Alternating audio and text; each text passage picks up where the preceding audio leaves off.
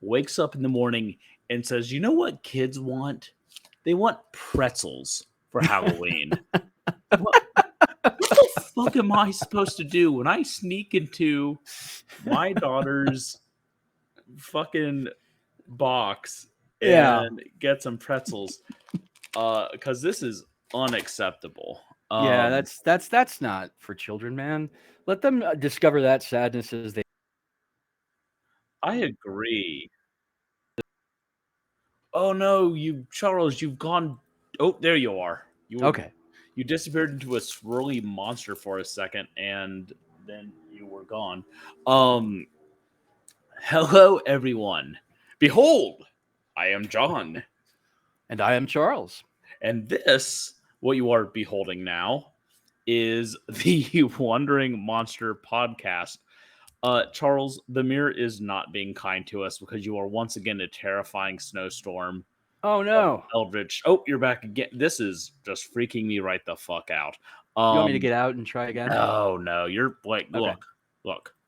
We're in it better or worse, we're here. All right, cool. Fun side note for everyone else. Charles doesn't actually see the overlay that we're streaming with. Not until I post it on YouTube. It's always a delightful surprise. It's so like he's not going to know what's under him that way. Nope. There we go. Not going to know what's under him until like tomorrow. Yeah. Whereas I know right now because I made the thing. That's right. John could put anything under there. I'd be helpless. You'll also notice that I have updated our links down here. There's my website, Charles's website, the there we go. The publisher website. Oh my god, I'm bad at this. There we go. And our Twitter handles. This is Wandering Monster, the monster manual of podcasts. I get there eventually. Yep.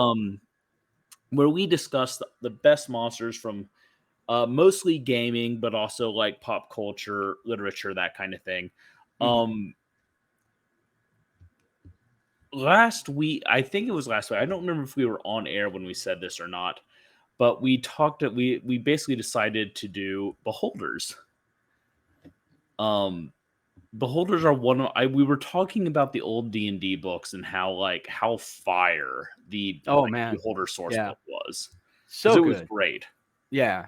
Now, of course, I'm a big fan of Advanced Dungeons and Dragons. That was my entree into the D&D, buddy. So I'm not sure I've ever played first edition rules. Now that I think about it, but it might be fun to do. Sometime. I cut my teeth on first edition. Because there was hair in this candy.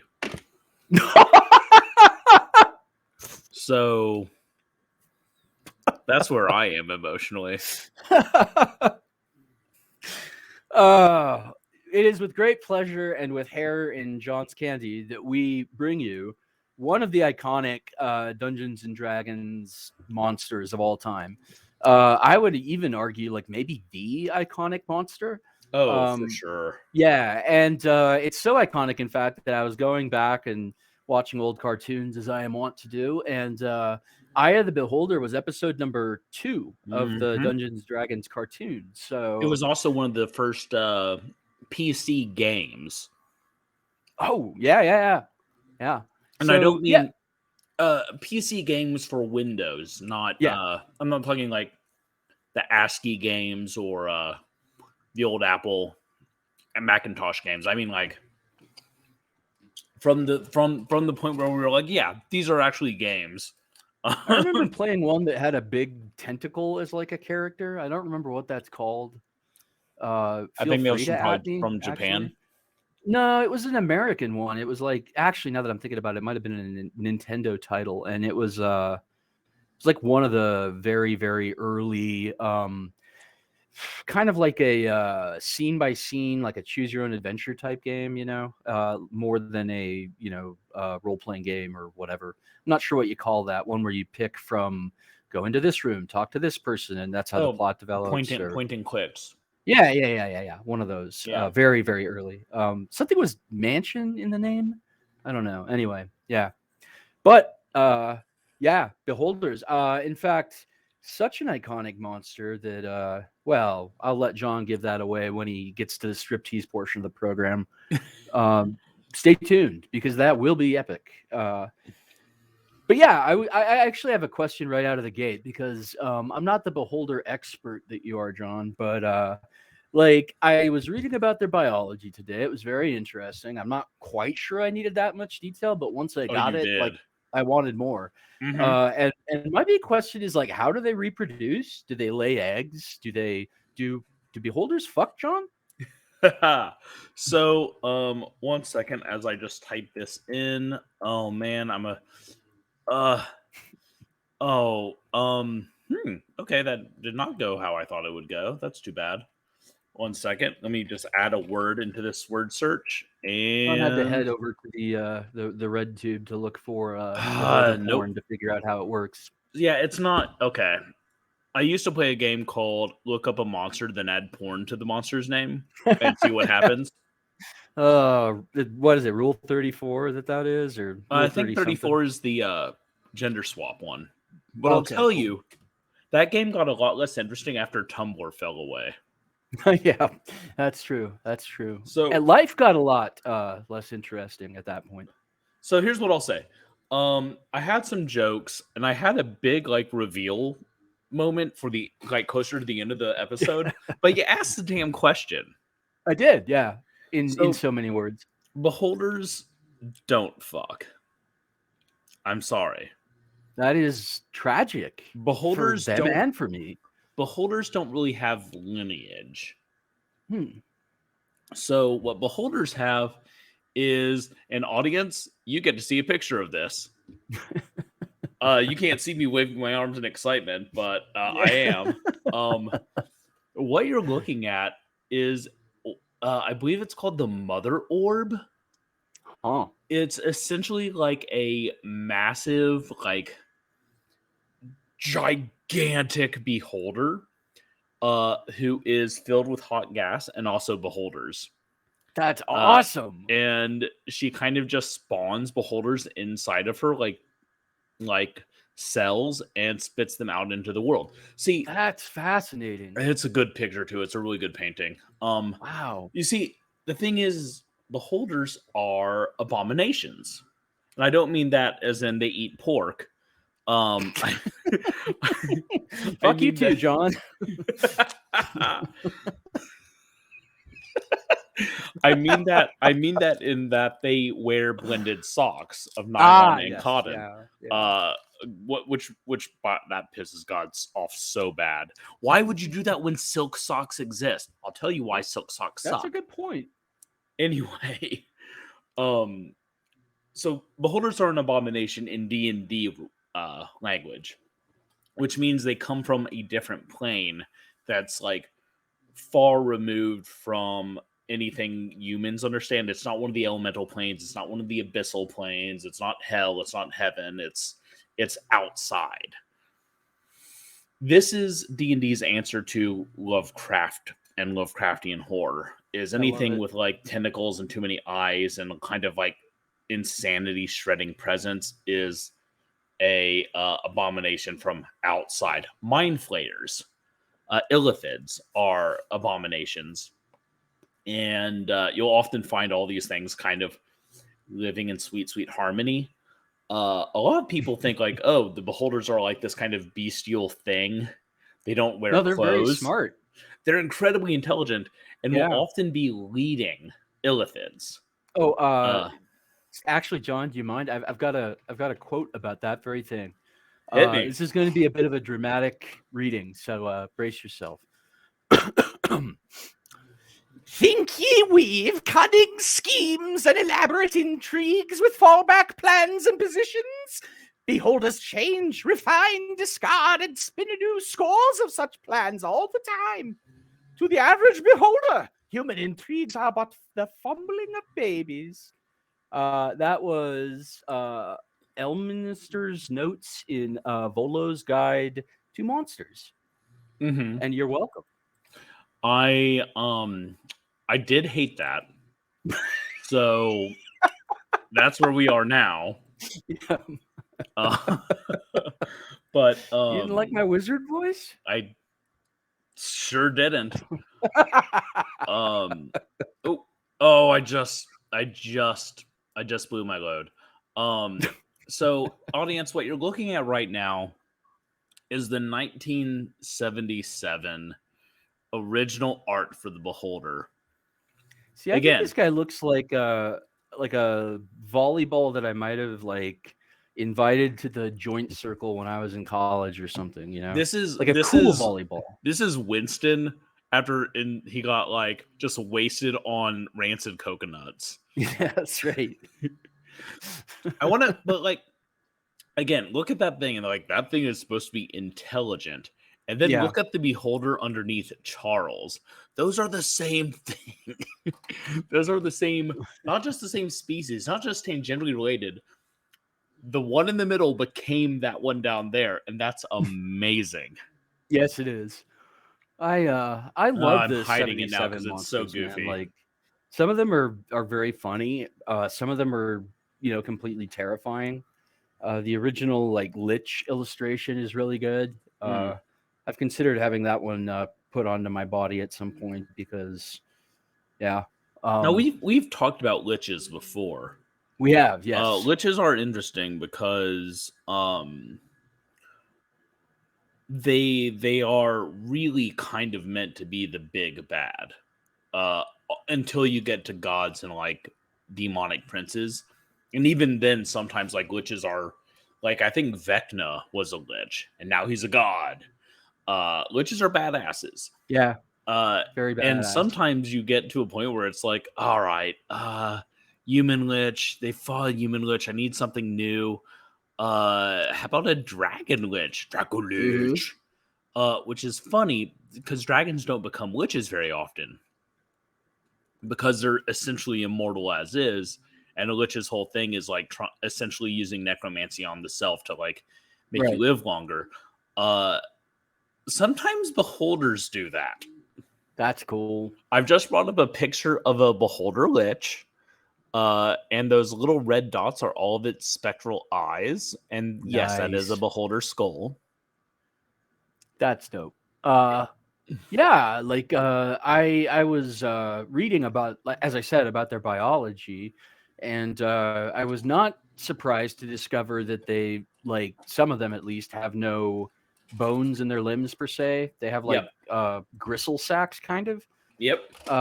Although evidently there are some forms of beholder that have like a chitinous outer shell and like jointed eye stalks instead of. I'm going to go ahead and bring up the picture of the Eye of the Deep. Oh, nice. It's right over me. This is an Eye of the Deep. It's essentially like an aquatic beholder. I think it might be a false beholder, technically. They're just like real beholders, but none of their prophecies came true, and so they're not respected by the Jewish people. Anyway, yes. Yes. So because beholders are outsiders and abyssal, or not abyssal, abominations, the rules are kind of strange when it comes to them because like most beholders are cookie cutter and you're like they're all the same, but also maybe they're completely different and there's not really a rhyme or reason for that. There are a lot of false beholders too, and there's a lot of different lore as to why that is, but I actually know the real reason. What's that? The real reason is because some artist drew a beholder wrong and was like, hey, this thing kicks ass. And they're like, it does, but it's not fucking beholder. So, and then they're like, well, let's just call it something else then. I'm using it. It's cool. And like in actual like human, or not human, but you know, our world biology, I've heard many examples of like a false yada yada. You know, it's a false beetle, it's a false, you know. So that's cool. I guess D&D has more on the ecology side of monsters than I assumed they did. I mean, like that makes sense that they would. Yeah. Yeah. So beholders are cool. Because first of all, they look rad. Like beholders look so cool. Each eye has a different power. Some are like one has an anti-magic ray that will just turn off your spells or your magic items. There's one that petrifies its enemies. And then I want to say it's this one right here. It doesn't matter. It's all random. This one right here is a disintegration beam, which don't know if you've ever been hit by a disintegration beam to the nards, but you will no longer be holding these nuts. I was trying to make Worked a it in. oh, see, I was trying to make a Joy Division joke in my head, but John just rode in on a white horse and made a behold these nuts jokes, just like I dared him to, Mm-hmm. But But so stupid. they're cool looking. They're devastating powers. The problem is because so maybe better than anything else. Like you can say abominations that are outside from the outside are lawful evil because like, and maybe that's actually wrong too because their intelligence and their goals are beyond our comprehension, right? Like my extended soliloquy in the voice of a screeching wizard told you. Their plans are beyond mortal reckoning. No, I'm not going to do it again. It actually hurt my throat. Yeah, for sure. So one thing about them is they're impossible to ambush because they've got like eyes pointing every which way. Their perception is crazy high. And each like eye stalk can attack you individually, which really blows because there are essentially like I think I read 10 of them plus the central eye. Like in theory. And I want to say the central eye is the anti-magic eye. Yeah. Which again, like we've talked about kind of asshole monsters before that are just dicks to do to your players. Yep. The Beholder is beautiful because it combines all of those asshole traits into one monster that's also super smart. But when you run into one, you can't really bitch about it because they're very cool. So yeah. I mean, here's the thing about a Beholder, right? You don't throw a Beholder at your party until they're ready for a Beholder to be thrown at your party. Or they're dead, yeah. The problem I kind of have with the Beholder is it's harder to place them at the center of a conspiracy or a power structure than say a more human appearing monster.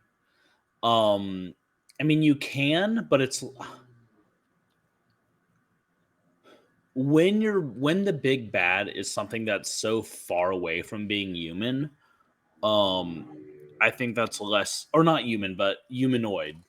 When their motivations are I'm evil, it's less interesting.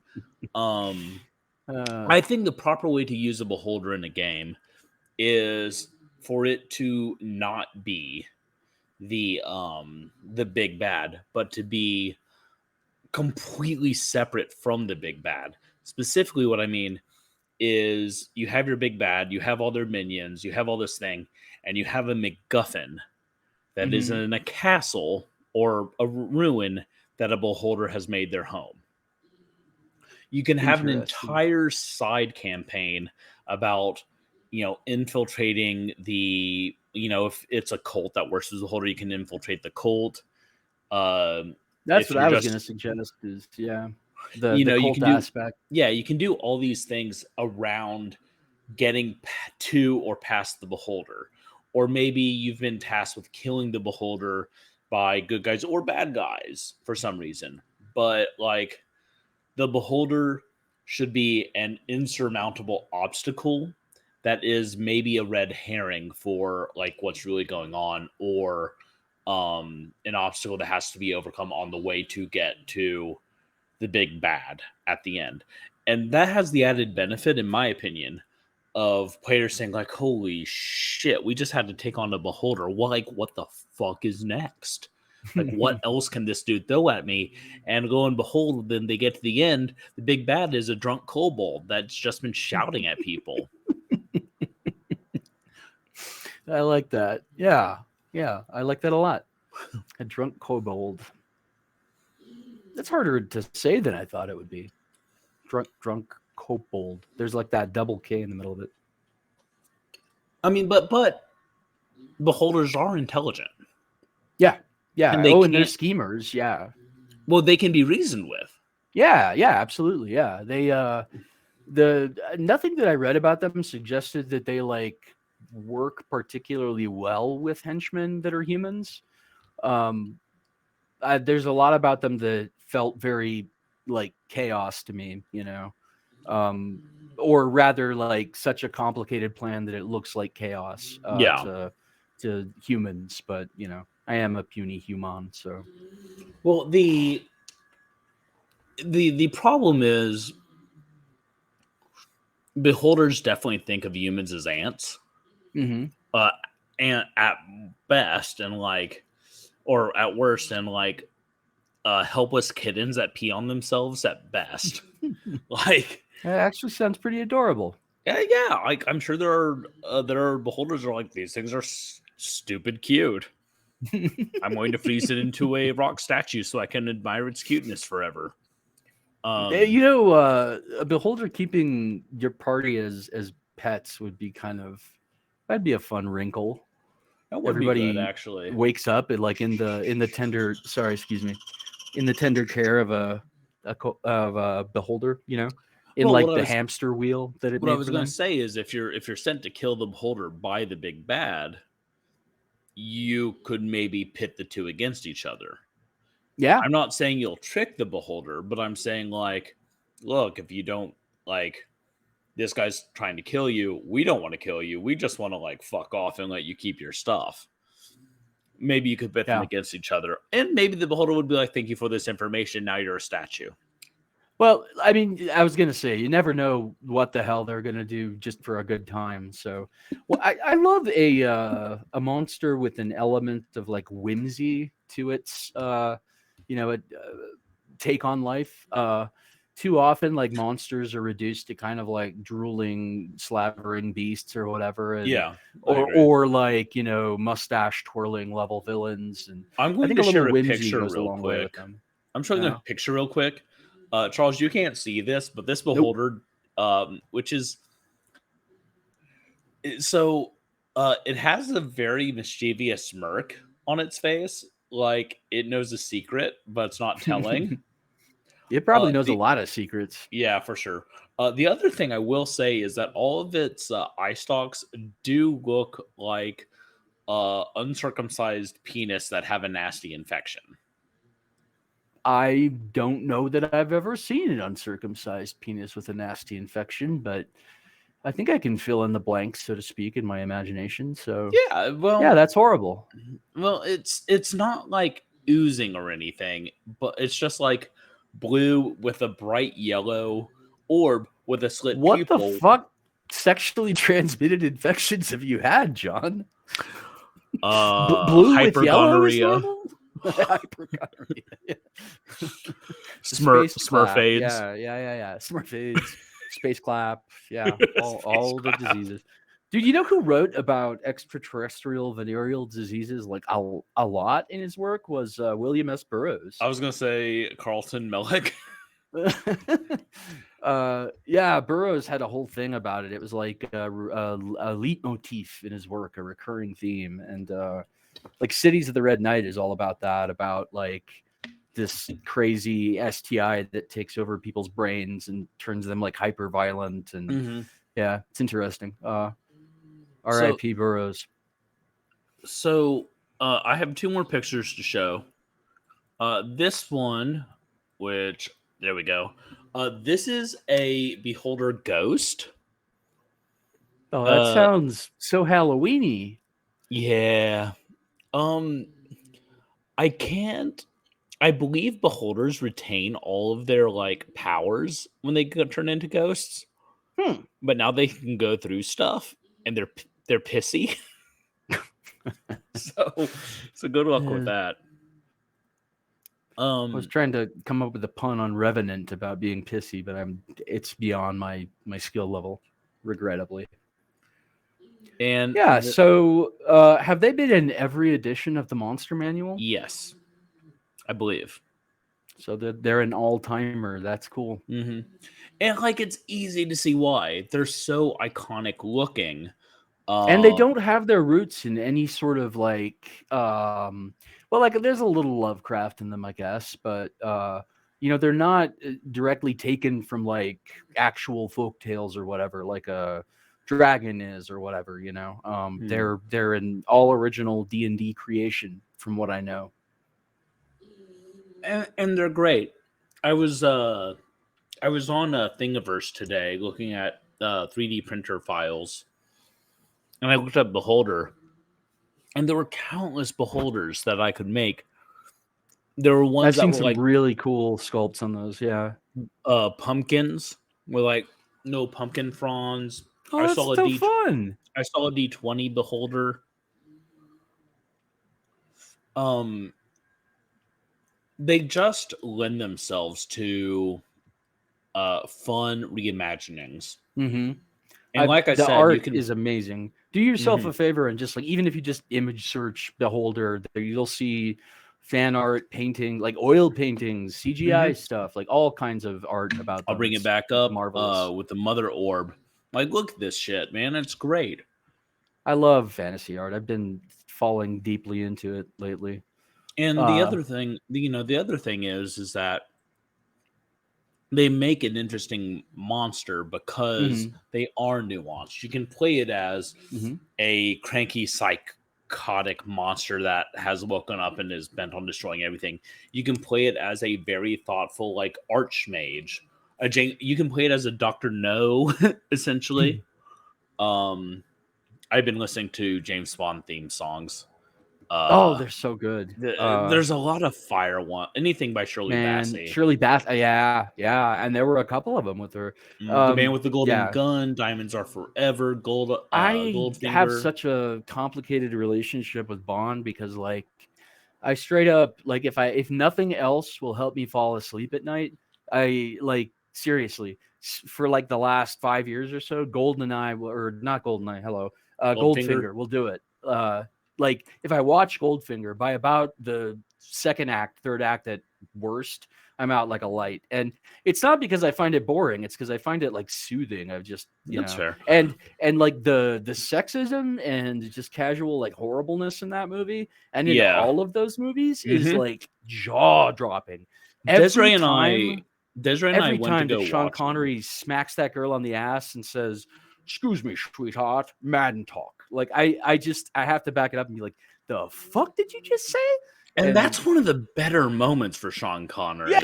yeah, Like I told someone I was watching that with my wife. They're like, "Oh, how was that?" And I was like, "Well, you have to get past the point of like, oh, hey, yeah, that's rape."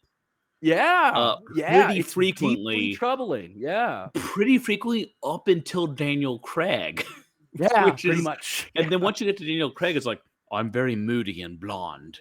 I'm like, Yeah. okay, at least you're not raping anyone. So like, He's a snack, kudos. man. Daniel Craig is well. I guess Sean Connery was a very troublesome and problematic snack as well. But back I in the am day, not a fan of Sean Connery or his Bond, which pisses yeah, a lot like of people off. But I mean, I I like his Bond. I like his. I like him in a lot of things. But then as an adult, learned the details of what a shitbag he was, and I'm not gonna, quote unquote, cancel him or whatever. But I do watch his movies askance. Like, oh yeah, I like you're a Roger dick. Moore.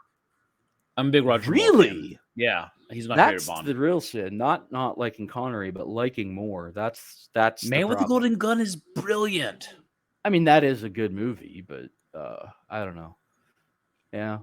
I heard somewhere and I haven't nailed this down with like a for sure credible source, but I've heard that Ian Fleming based Bond, at least in part, on children's author and weirdo Roald Dahl. Because he actually was part of like the Air Force Secret Intelligence or whatever during World War II. Ian Fleming And was part of the Navy, the yeah, English Navy. I yeah, don't know about that. I will say that Ian Fleming hated Sean Connery. really. Well, He thought he was a idiot meathead. that lack the nuance that Bond should have. Had he met Burt Reynolds? Does he have anything to say about Burt Reynolds? America's Well, Sean Connery? Reynolds never played James Bond, so probably not. Oh, I want him to, though. Ugh. Yeah. Yeah, not really. Okay, wait. Now we have to do this. Okay.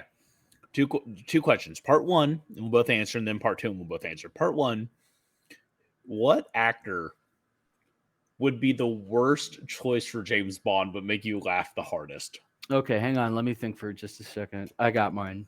Okay, go ahead. Gerard Depardieu. Okay. One of the ugliest, in my opinion, humans who's ever been, like, strutting about like he's hot stuff, and I love him for it. Like, he's given me hope, you know. But yeah, Gerard would not be credible. See, we've had so many like Mr. Bean and various other like, what if the spy wasn't suave? That it's almost frustrating. I actually want to say let's go the exact opposite way. Let's get I can't think of the actor's name right now. He's black, he's fabulous. It's going to kill me. He hosted the oh my god. Well, this is probably 4 or 5 years ago. Anyway, I'm gonna search this. Stall for time, Charles. Okay. Usually I talk about Warhammer when John does this. So let's see. I'm rereading Horus Heresy, at least certain books in it, so that I can really get my teeth into it, because I'm finally starting on my big article about it, which I've decided is going to be like a series, an ongoing series of like, you know, my take on the Horus Heresy, because it's legitimately at this point, like, I think it's actually an epic by the technical definition and worth reading as like a literary oeuvre. So I've lost my fucking mind, obviously. There we go. Billy Porter. I'm not familiar, I don't think. I don't really watch movies or whatever these days. You know, I don't know that I've seen him in anything, but he's very fabulous. Good looking guy, very smooth. Like I said, it's not a bad choice because of this. It's a good choice because it throws the entire idea of what makes James Bond smooth on its head, and I like that. Yeah, I like reinterpretations like that. Yeah. That's awesome. Sorry, Mr. Porter, for not remembering your name. Here's a second question. Which Bond movie would you want to replace James Bond with a beholder in? Or what James Bond villain would better be as a beholder? Ooh, I like that one. So like, I think he was in 2 or 3 Bond movies, but I want to replace Jaws with a beholder as like a recurring hench ball. Would he be called Eyes? Yeah, one of those great creative Bond villain names. Yeah, like Eyes. That's was Jaws in the Ian Fleming books, or was that totally a creation? I want to say it's a total creation of Hollywood. He's in Moonraker and he's in one other. Odd Job is in 2 movies too. I can't remember what. But Odd Job is fucking dope. Yeah. But do picture a beholder with a little bowler on. I mean, that is adorable. However, he'd have to throw it with his mouth though. No, he could use one of the eye stalks. Yeah. I think one of the eye stalks has telekinesis. Like, it's no problem. True. However, I'm actually going to go with Thunderball.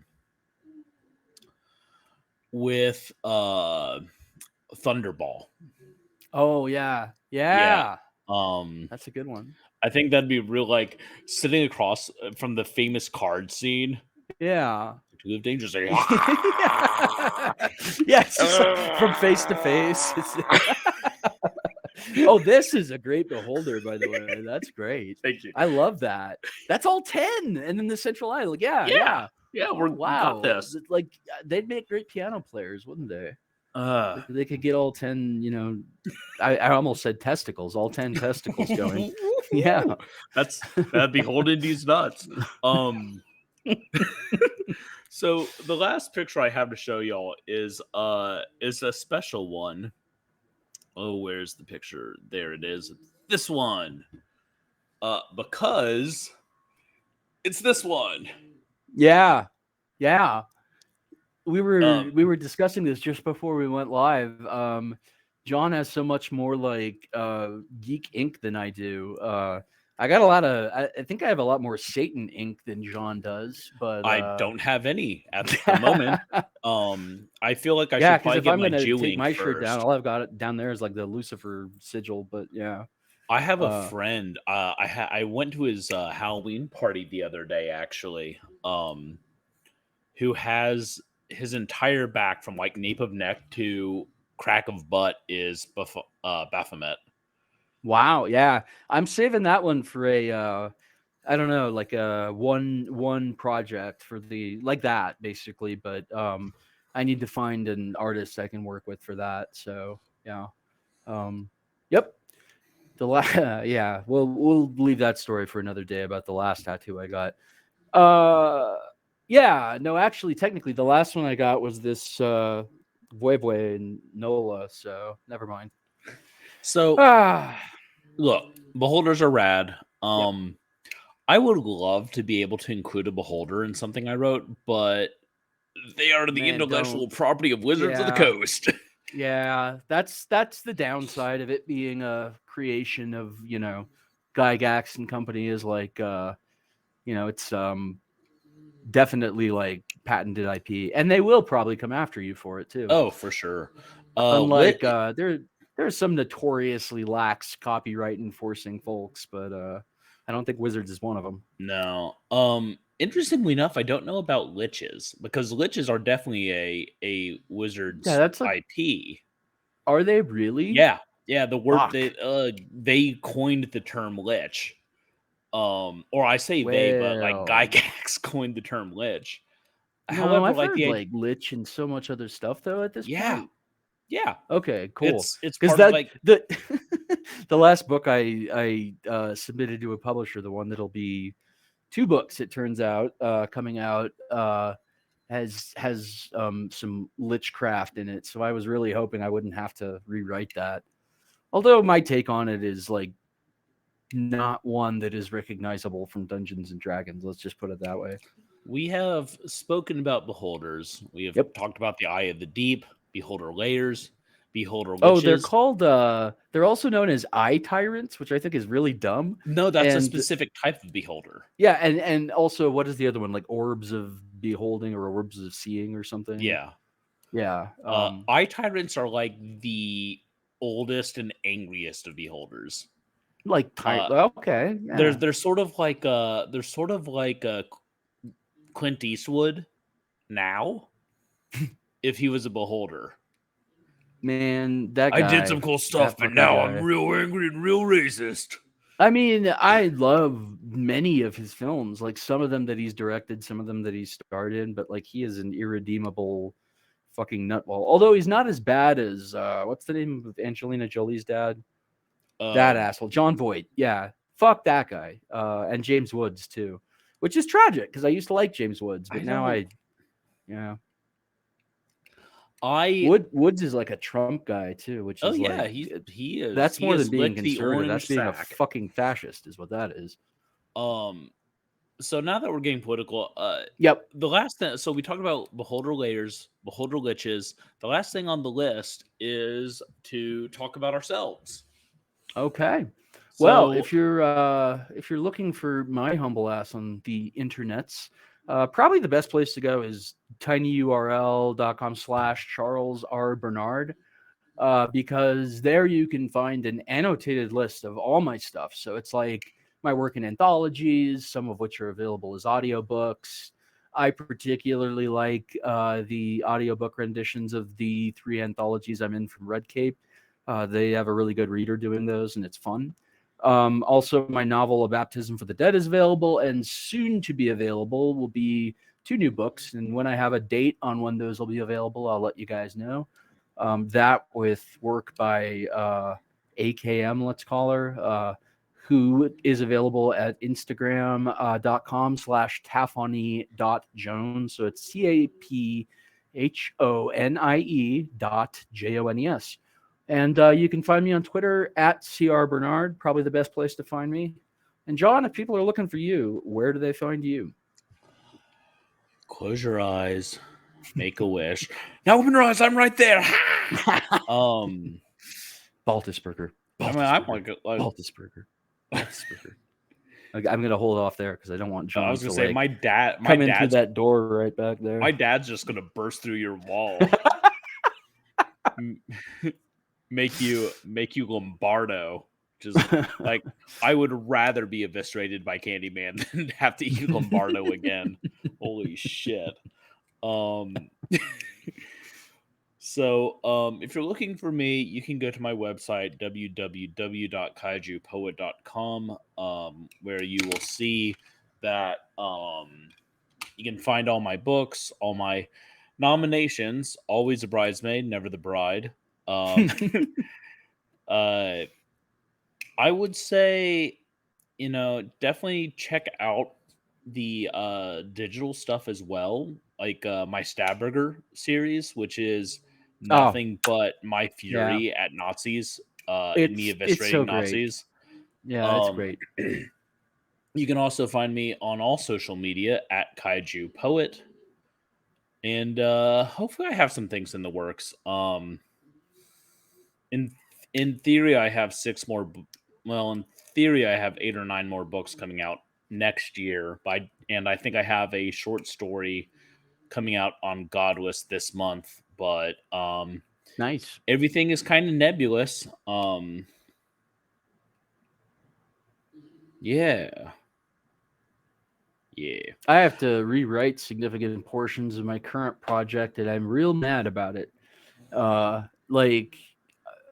So I'll keep this real brief, but like when you are doing research on like real events for the purposes of historical fiction, you quickly learn like how badly the true crime craze has fucked like books on the subject of any true crime ever committed, because there'll be like one decent one or two, and then just like oceans of shit you've got to wade to find like the legitimate information. I'll give you an example, right? So I read 2 full-length nonfiction books about Jim Jones and the People's Temple, right?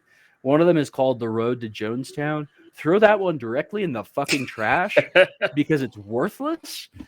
Instead, you should just read what's his name, Tim Reiterman's book, and it's called Raven, which, by the way, is like the most badass quote I've ever heard from Jim Jones. Is where they get the title of that from. But Reiterman was one of the journalists who was actually like shot on the runway in Guyana. So, and he went to Jonestown that day, and like he did all the research. He'd been writing articles about them for years when all that shit went down, and like there was so much more detail and so much better detail in that book. And now I've got to go back and like fucking restructure this entire thing because I based it on a shitty book, and that's my fault. But yeah, so be careful what you believe about true crime because there's a lot of dollars in it. So what I'll say is, I'm doing some research. I do a lot of actual like real world research for my fiction books. And the thing I'm writing right now is a direct response to Christian missionaries from a Jewish perspective. I love it already. Told through the lens of abhorrent siren. Oh, okay. So again, I'm gonna go ahead and say this again. This will be in the show notes. On Halloween, a man approached my synagogue here in Austin, Texas, where I got married, where my daughter was named, where my wife converted to Judaism, and used liquid accelerant on our front doors and lit my synagogue on fire. I got an email. To my complete shock and surprise, it was a young white guy. I will say we haven't caught them yet. That's a supposition. Going off of the assumption. footage or Yeah, the assumption made the still from photo. Yeah. the still photo. We Yeah, believe fair it enough. is a young Caucasian male. Yep. However, until we have anyone in custody, I don't want to Yeah. say more than that. But what I will say is, I got an email last night from my rabbi that let me know that the fire damage and smoke damage was a lot more extensive than we originally thought, and it's going to take a lot to restore our sanctuary and our chapel to be usable. You know, So I'll add two things to that because John's usually too reserved and polite to make a direct request. So I will. If you go to a website that will be provided in like on what show notes, or do you want to put it? Yeah. yeah, in Um, the notes. yeah. You can make a donation to it's called Beth Israel, correct? Mm-hmm. Their building and sanctuary fund. And yeah, like give money to help them refurbish it and recoup the Oh, expenses. sorry. I was just pulling up the link, but um, I'm still going to pull up that link. But it looks like Austin Fire Department investigators today is November 10th. It is the 10th. Holy shit. Yeah, Uh, today's the 10th. about 10 minutes ago, the Austin Fire Department arson investigator have made an arrest. Fuck yeah!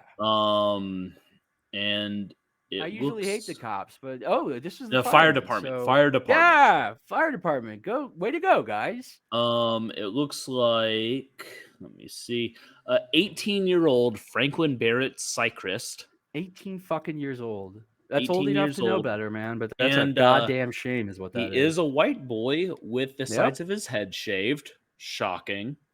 It's not too late to turn it around, you little shit. And it says here that it has caused an estimated $25,000 of damage to the building. I believe that number is larger now as the estimates keep going. But it looks like they have made the arrest. That's awesome. I mean, I'm not a big fan of incarceration, but in this case, I would say it's well justified. Arson You, isn't like some fucking prank, It's yeah, a serious crime. It causes and a hate crime in this case. So it is. great The job, you little problem, fuck. the problem is this kid, this 18-year-old is going to go to prison if they did it. Mm-hmm. Where they're going to be a hero to the Aryan Brotherhood, Well, we'll and see will about be that. indoctrinated and radicalized even further. Yeah, probably. I'm saying all that to say that like our current prison pipeline system uh, is adept at making monsters and Mm-hmm. making worse monsters out of monsters. Yep. So we'll see what happens. Yeah. I'm happy that he's off the street and that he will hopefully be forced to reckon with what he's done. But we say all of this to say we are still raising money to pay for the fire damage done to the synagogue. Is this the button? This is the button. So the link is bethisrael.org/fire info. We'll have that in the show notes. If you can't, I understand. Money is tight everywhere. If you can, please do. And maybe share it around. Let your friends know. Like I said,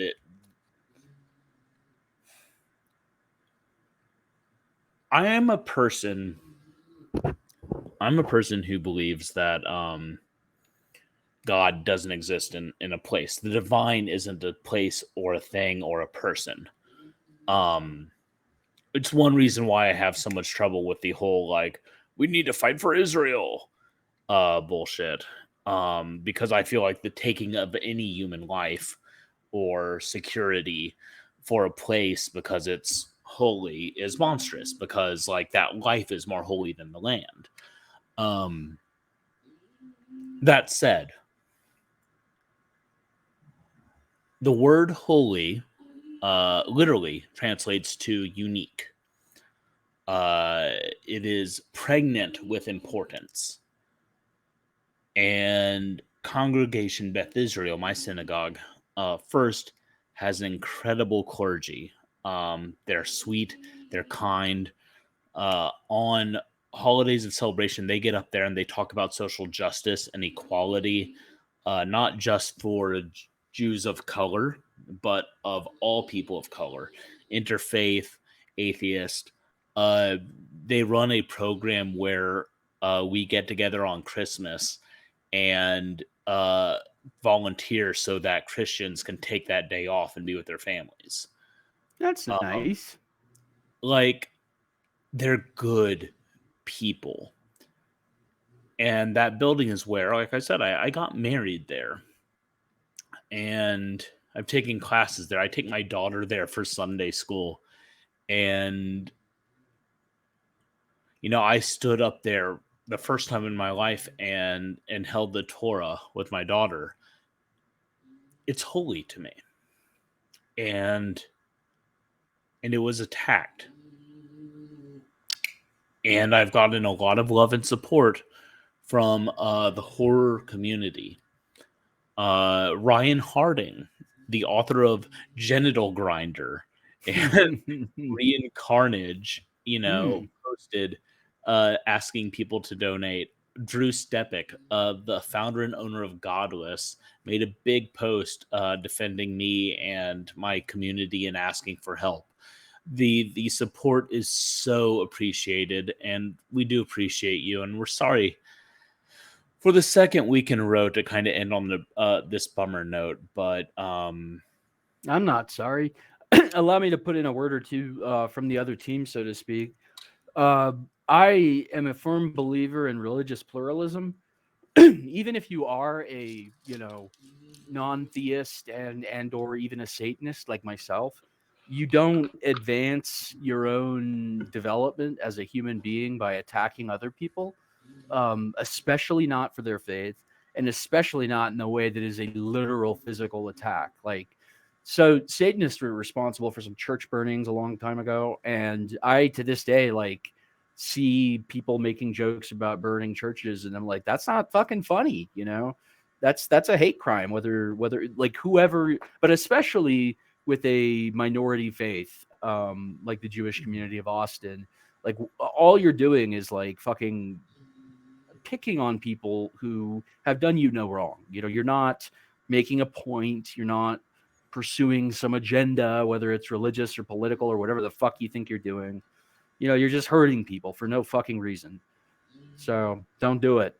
Yeah, that's all. So on all those notes, we have good books. We have, if you are feeling angry yourself, having listened to us, like I said, Stab Burger is a good way to like vent some of that shit. I couldn't agree more. Yeah. And we're doing all the good stuff. Yep. We'll be back next week, and We certainly will. If I haven't gotten kicked in the nuts by more bad news, I'll try to keep it light. Friends, we do thank you for tuning in and checking out this consensual journey we call Wandering Monster. I am John Baldisberger. I am Charles R. Bernard. And again, we'll be back next week to talk about some dumb bullshit. But until then, stay safe, but stay scared Do that. of monsters, not of